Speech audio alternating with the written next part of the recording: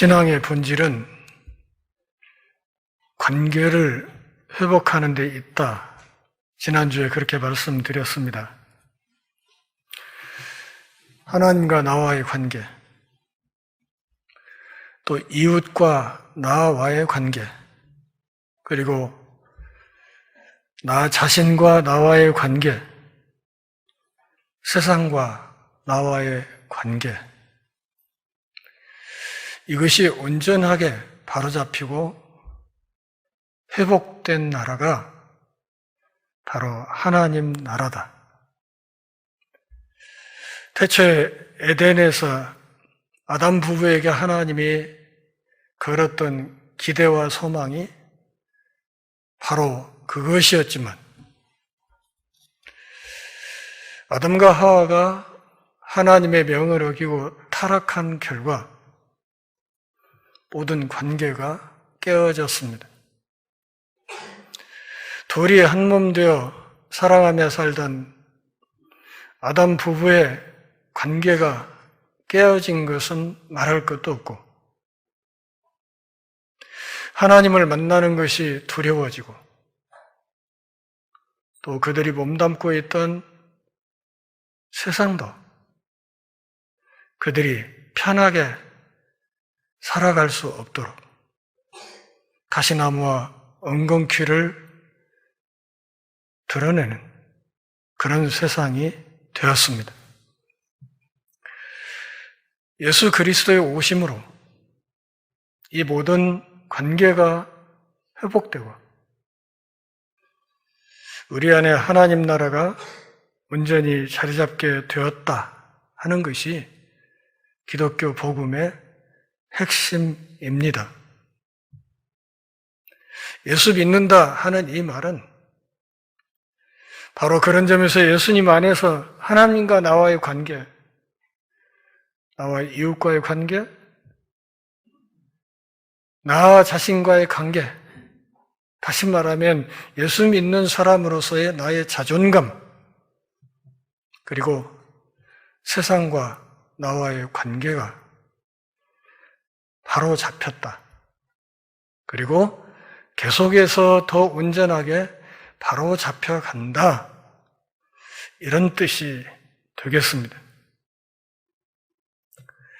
요즘 젊은 사람들이 즐겨 보는 예능 프로그램 가운데 나는 솔로라든지 혹은 미우새로 약칭되는 미운 우리 새끼라든지 혹은 돌싱포맨 같은 이런 프로그램들을 보면 참 세상이 많이 바뀌었구나 하는 생각을 하게 됩니다. 나는 솔로라는 프로그램에서 얼마 전에는 이혼 남녀들이 출연해서 자신들의 새로운 짝을 찾는 그런 프로그램으로 한동안 방영이 된 적 있고 미운 우리 새끼나 혹은 돌싱포맨에 출연하는 주요 인물들은 다 한 번씩 결혼을 했다가 돌아온 사람들입니다. 이런 프로그램을 보면서 이혼도 예능이 되고 이혼도 돈벌이가 되는 세상이구나 하는 생각이 듭니다. 물론 그 일을 겪은 사람들 입장에서는 오죽하면 헤어졌겠냐 하는 이야기를 할 수도 있겠고 제가 이런 이야기를 한다고 해서 그런 아픔을 겪은 분들의 아픔을 아무것도 아니다 이렇게 말하는 것은 아닙니다. 다만 이런 일들이 우리 사회에 너무 주도적인 흐름으로 만들어져 가고 있고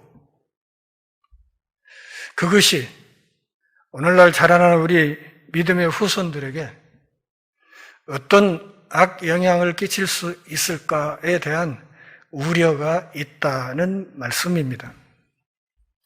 저는 우리 믿음의 후손들이 다 자기에게 잘 어울리는 좋은 짝을 만나서 한평생 함께 늙어가면서 서로 사랑하면서 하나님의 은혜 안에서 행복하게 삶을 누리기를 간절히 원하는 사람이고 또 그렇게 되기를 위해서 늘 기도하고 있습니다.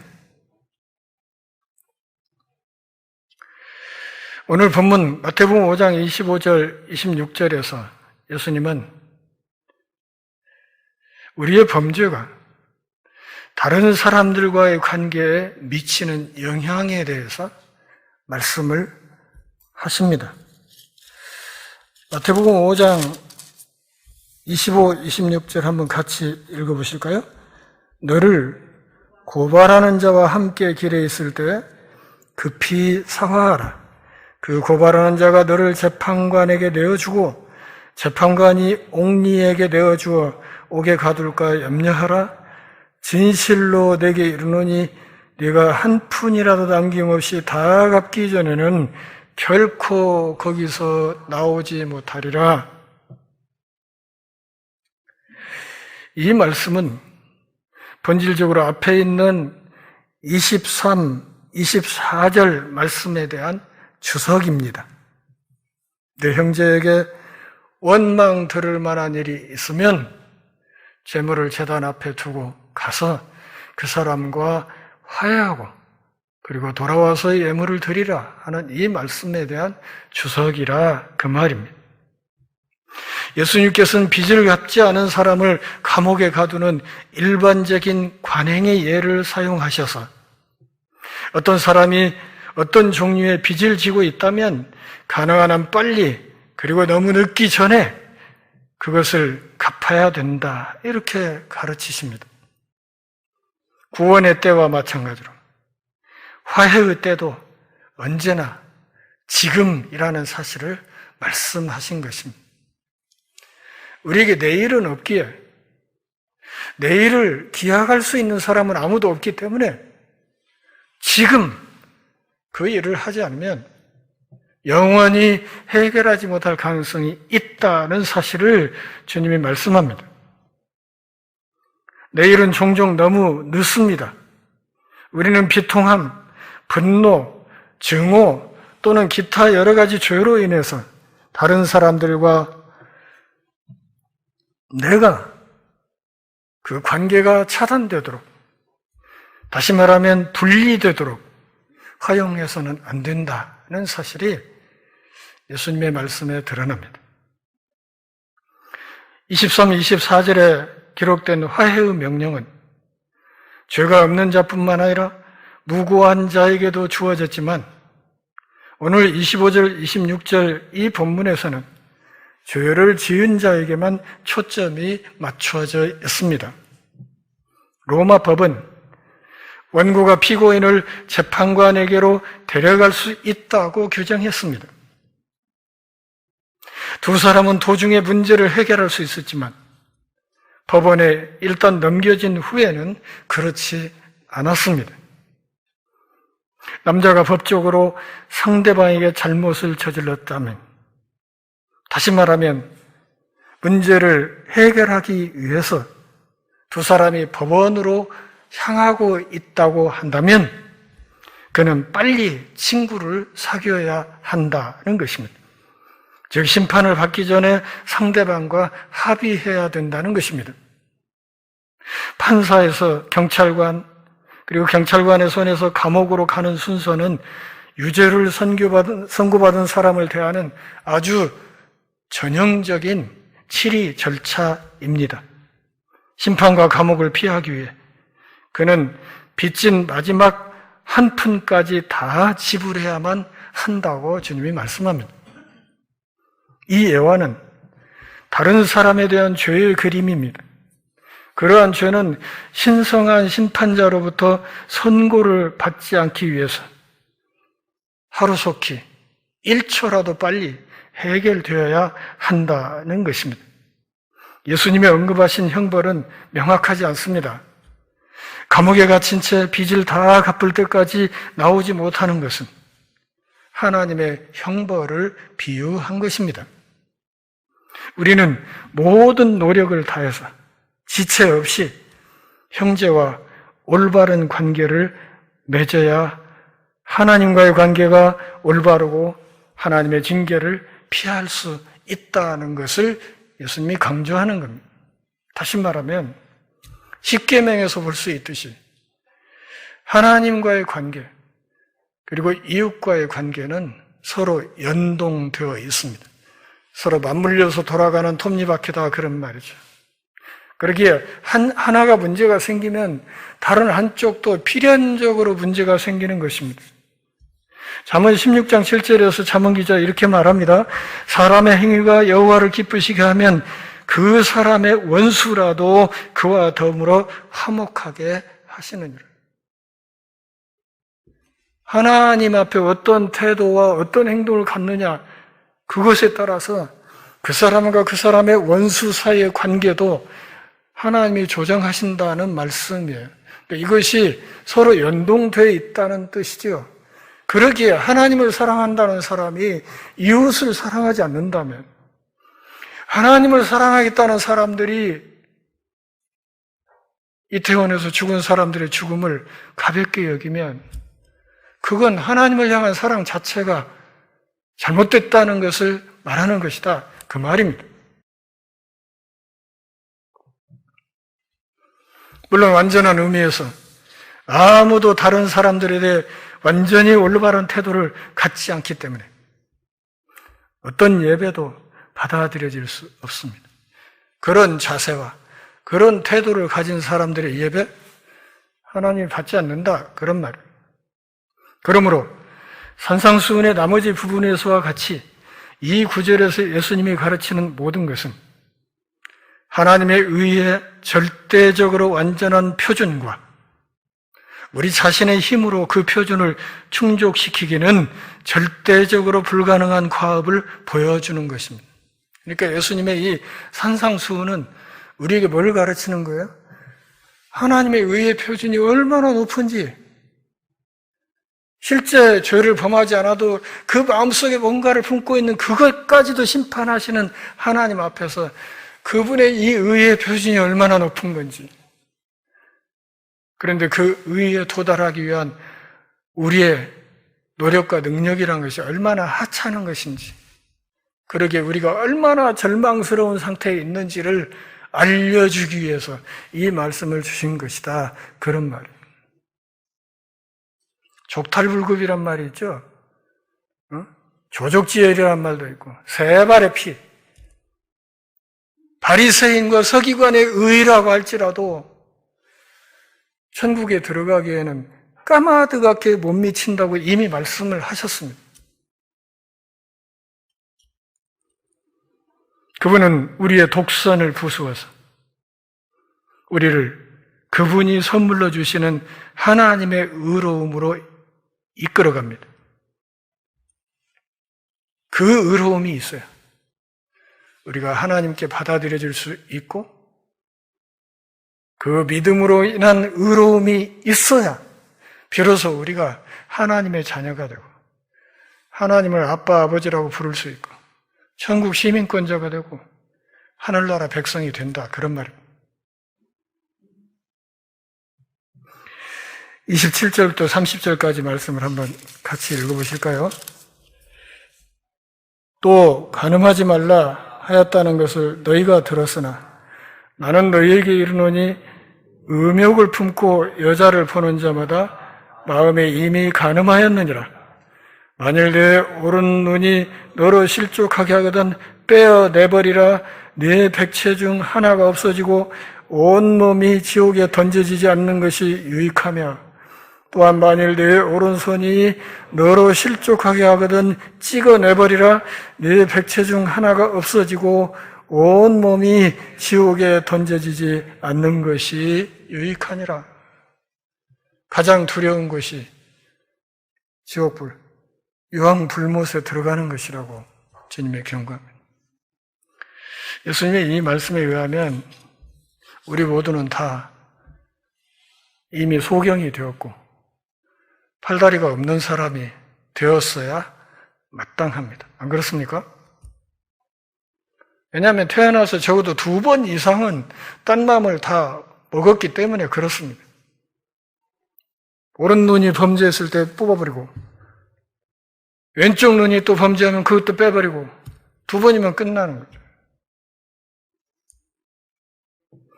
예수님은 서기관들과 바리새인들이 상징하는 독선적인 거치장과 위선을 계속해서 폭로하심으로써 하나님이 기뻐하시는 유일한 의로움은 마음의 정결임을 강조하십니다.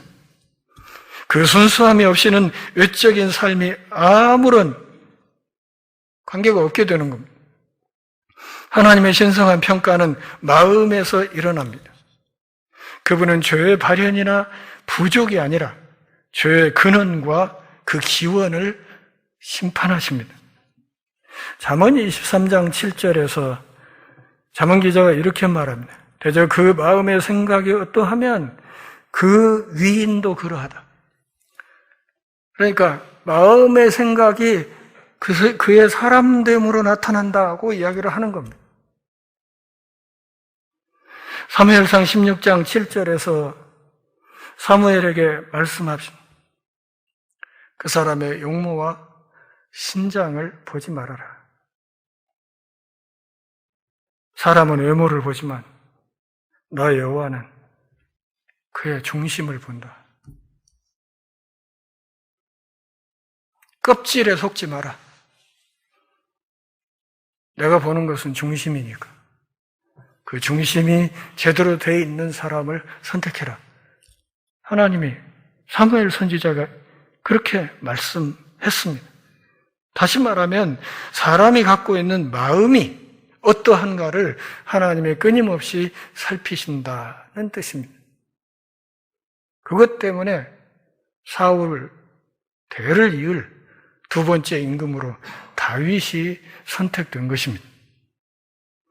마음의 의로움에 대한 예수님의 예는 간음과 성적인 죄와 관련이 있습니다.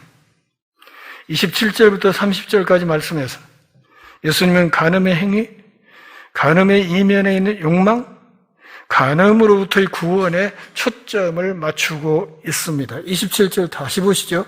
또 간음하지 말라 하였다는 것을 너희가 들었다.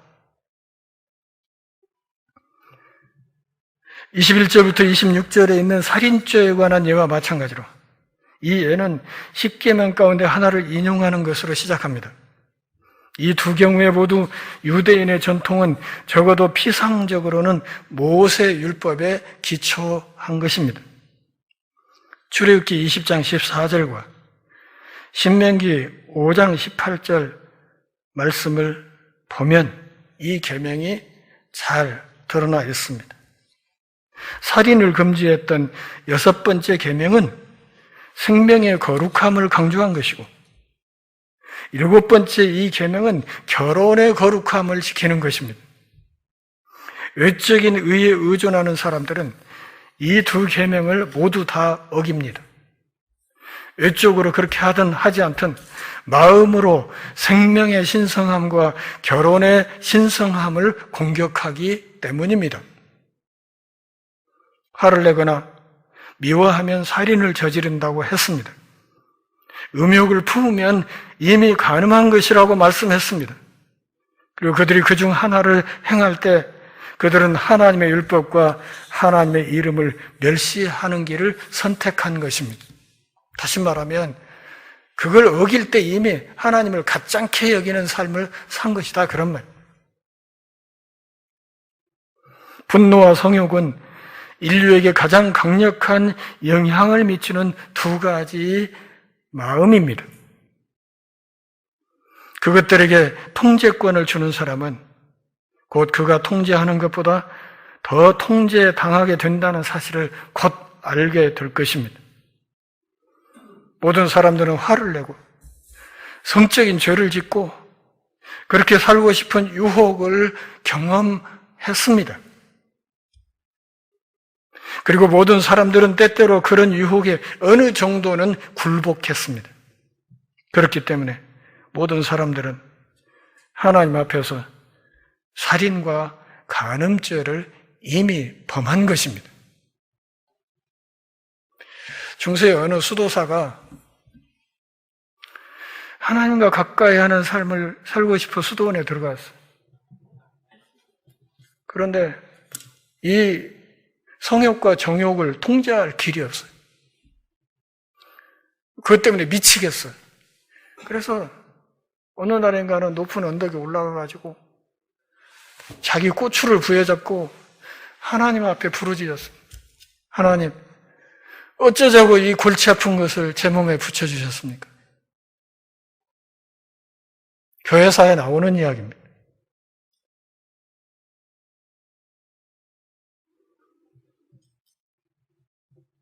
디모데후서 3장 13절에서 바울이 경고합니다. 악한 사람들과 속이는 자들은 더욱 악화해져서 속이기도 하고 속기도 한다. 다시 말하면 죄에 가속도가 붙는다는 말입니다. 죄에도 관성이 있다는 뜻이에요. 처음에 어렵지? 두 번, 세 번은 별거 아니라 그런 얘기죠. 비록 인간의 타락 이후로 성적인 유혹이 강해졌지만 방임과 변태의 시대는 역사상 어떤 사회에도 없었던 파괴적인 영향력을 증가시키고 있습니다. 우리 시대는 성적인 열정에 대한 억제되지 않은 방종이 끊임없이 일어나는, 이 성적인 방종이 일상화되는, 그것이 아무 문제가 되지 않고 오히려 텔레비전의 예능 소재가 되는 그런 시대가 되었습니다. 사람들은 인간에게 알려진 가장 강력하고 만연한 매체를 통해서 그것을 전파하고 홍보하고 그것을 통해서 사람들을 착취합니다. 우리 사회 예능의 거의 끊김없는 주제가 바로 이런 것 같습니다. 비웃의 돌싱 포맨,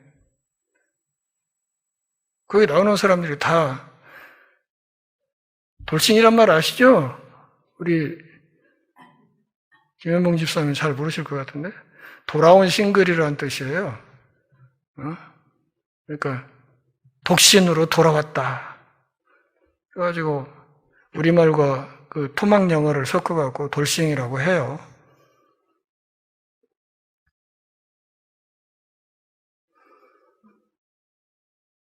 학계 및 종교계에서도 성지식, 성경험, 자유 및 즐거움을 향상시키겠다고 약속하는 세미나, 책, 음란 비디오 테이프 및 모든 종류의 프로그램을 볼 수 있습니다.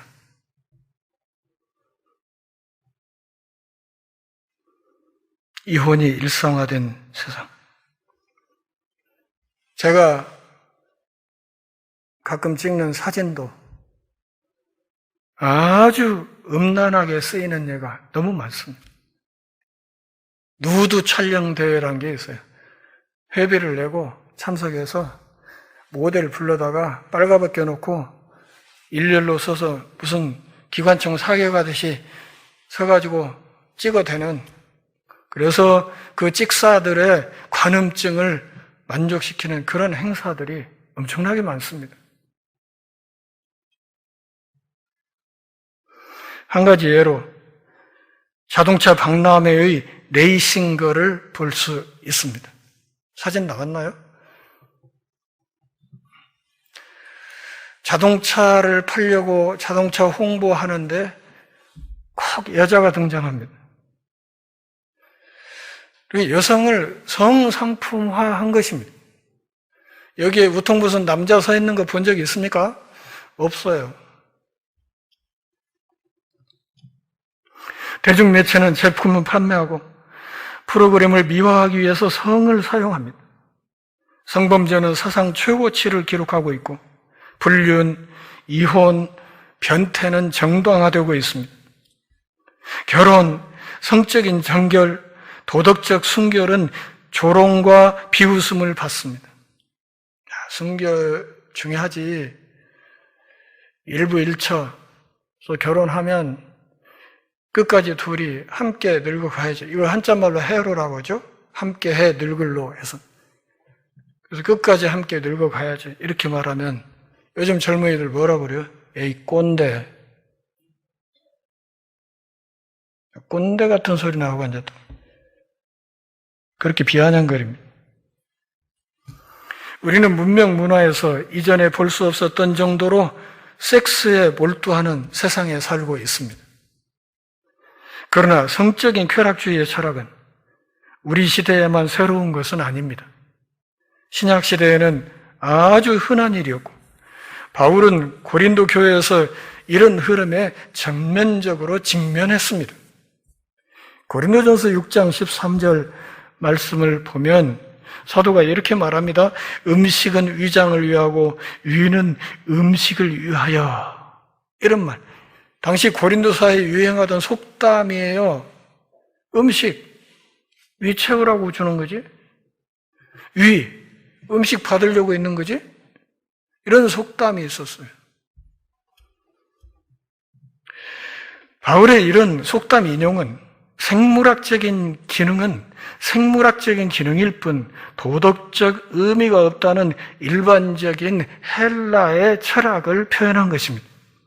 그래서 많은 그리스도 신자들이, 고린도 신자들이 성적인 비행을 정당화하기 위해 되돌아갔거나 결코 포기하지 않은 그들만의 세속적인 믿음이었습니다. 분명히 그들은 오늘날 많은 쾌락주의자들이 주장하는 것처럼 성은 단순히 생물학적 행위일 뿐이며 도덕적으로 먹고 마시거나 자는 것과 다르지 않다고 주장하고 있었습니다. 그런 사람들이 흔히 하는 말 가운데 죽 떠먹은 자리라는 말이 있죠. 죽 끓여서 죽 한 숟갈 떠먹으면 좀 있으면 왠지 편합니까? 쫙 표면 장력 때문에 쫙 해서 다시 팽팽해지지?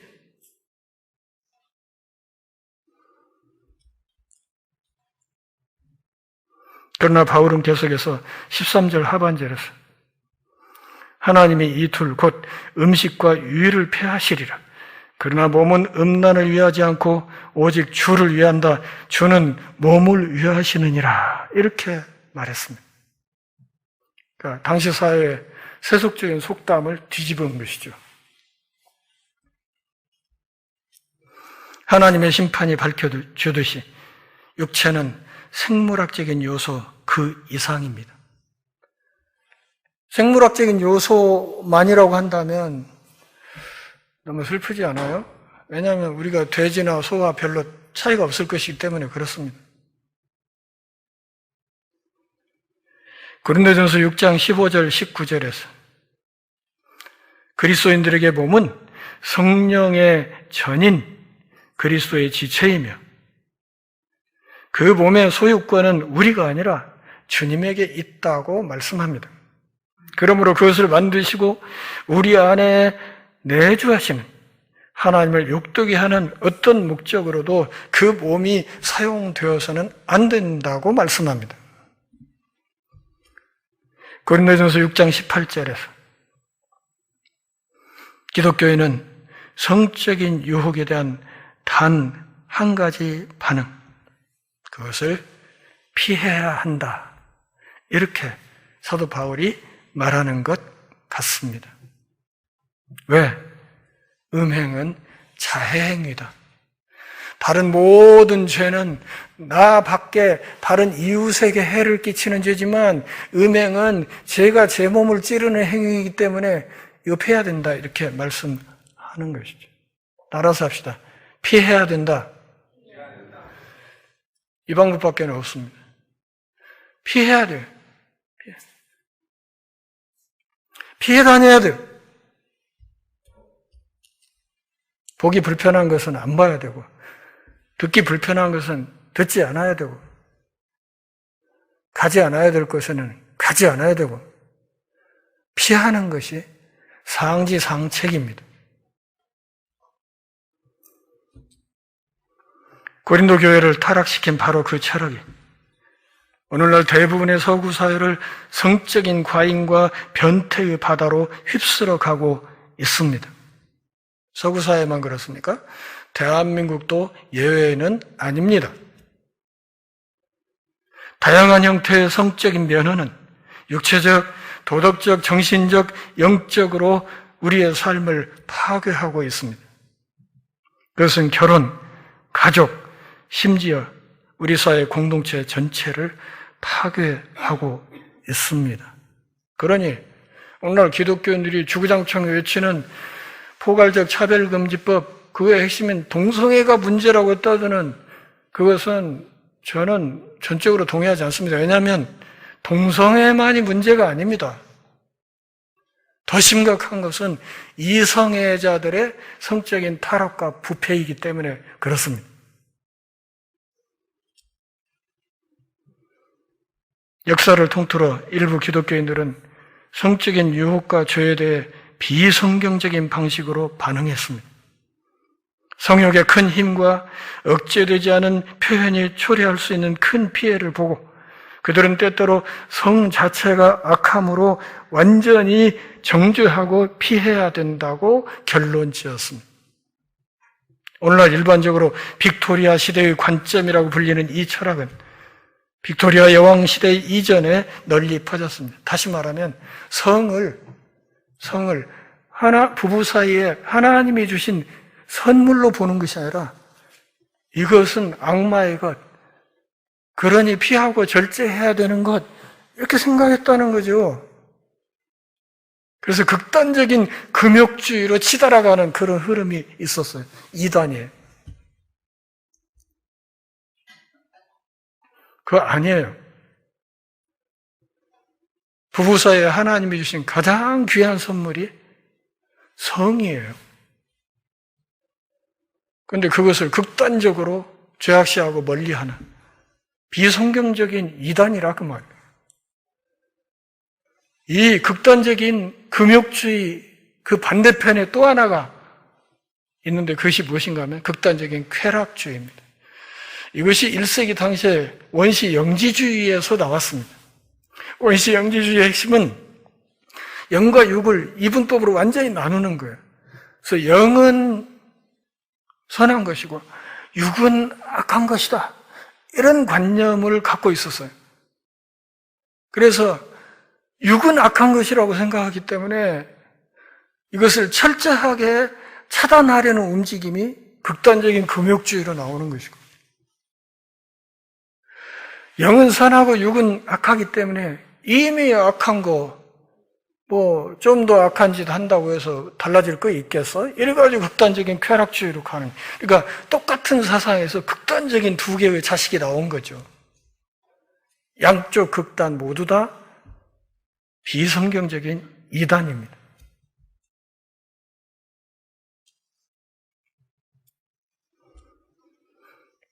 프로이트가 역사를 주동하는 가장 근원적인 힘을 성충동이라고 설파했던 이 섹스 사관이 어떤 면에서는 오늘 우리 사회의 흐름을 보면 정확하게 핵심을 짚은 것 아닌가, 이런 생각이 들 정도입니다. 말씀을 정리하겠습니다. 건강한 만남이 정말 중요합니다. 친구도 그렇고 자기 짝꿍도 그렇고 건강하게 만나서 건강하게 관계를 맺고, 그리고 하나님이 짝을 맺어준 그 사람과 평생 함께 행복하게 살아가는 것, 그것이 하나님께서 예수 믿는 우리에게 주신 굉장히 중요한 복입니다. 믿으십니까? 그래서 우리 자손, 자식들, 또 우리 후손들에게 말씀을 드립니다. 나에게 어울리는 좋은 짝을 만나는 가장 좋은 방법은 데이트할 때 적정 거리를 유지하는 겁니다. 적정 거리를 유지해야 돼요. 이걸 유지하지 않고 이게 초점거리 안으로 훅 들어와 버리면 그때부터는 콩깍지 끼었다고 해서 아무것도 판단하지 못하게 됩니다. 그러니까 실체를 보기가 힘들어져요. 그렇다고 해서 너무 멀어도 상대방에 대한 무슨 감정이 전혀 생기지 않을 것입니다. 그러기에 적당한 거리를 두고 서로를 읽어내는 노력이 필요합니다. 그런 끝에 장점도 보이고 약점도 보이고 그가 가진 약점을 내가 가슴으로 품을 자신이 있을 때 그때 결혼하는 겁니다. 그렇게 하나님 앞에서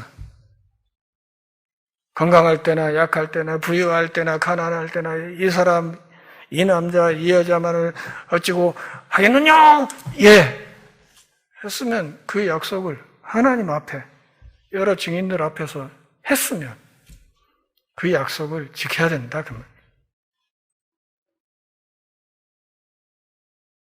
그러면 이미 헤어져 버린 사람은 어쩌냐?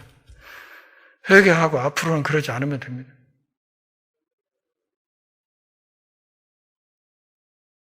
건강한 만남이 중요합니다. 건강한 가정이 정말 중요합니다. 예수 믿는 사람들이 건강한 가정생활의 모습을 유지하는 것, 그거 자체로도 세상의 소금, 세상의 빛으로 넉넉히 살아갈 수 있는 참 어려운 시대를 우리가 살고 있다. 이렇게 생각하고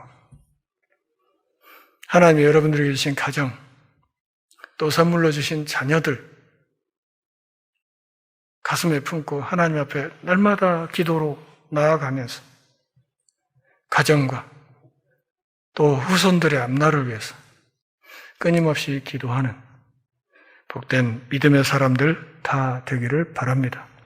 기도하겠습니다. 하나님 아버지, 오늘도 우리가 모여 경배하며 제 말씀 앞에 우리 신앙의 옷깃을 여미는 복 주셔서 고맙습니다.